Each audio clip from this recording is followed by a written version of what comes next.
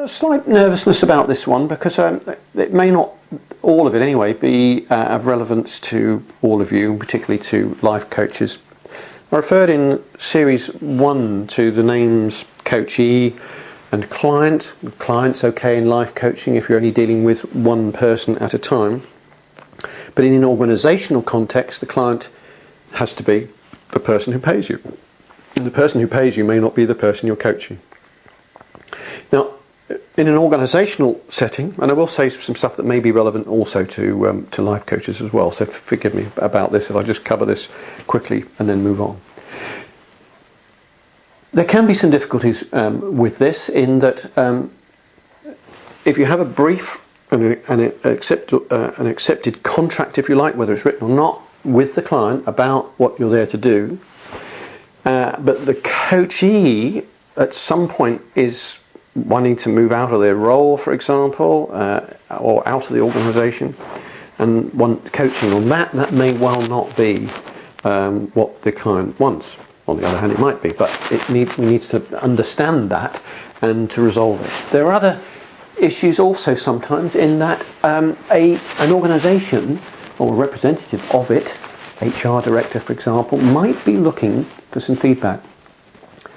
And what I invariably sell to them is the concept that I won't guarantee feedback, but what I will do is have a discussion with the coachee and form a joint statement with the coachee for the HR director, rather than giving an independent view of my own without the authority of the coachee.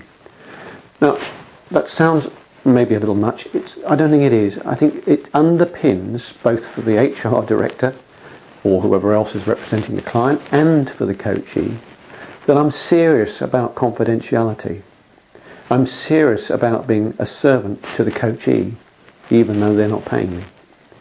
And I think those messages underpin the importance of the agreements, tacit or written, that we have both with the coachee and of course with the client organisation as well. I'd say something relevant to life coaching, and that is about agreements. In series 1 I talked a little bit about setting the scene, talked a little bit about the boundaries around coaching.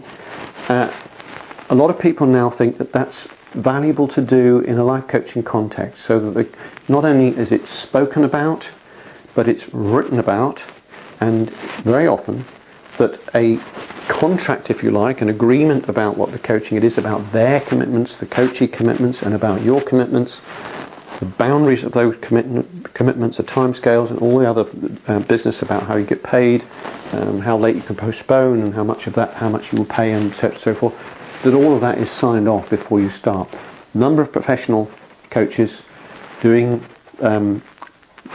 life coaching on that basis, with agreements, and getting them signed as well. We're thinking about setting the scene and making sure that everybody's on the same page, and that the boundaries, the scene setting around what you might be expected to do or not expected to do, are very well understood. And all of that can help underpin the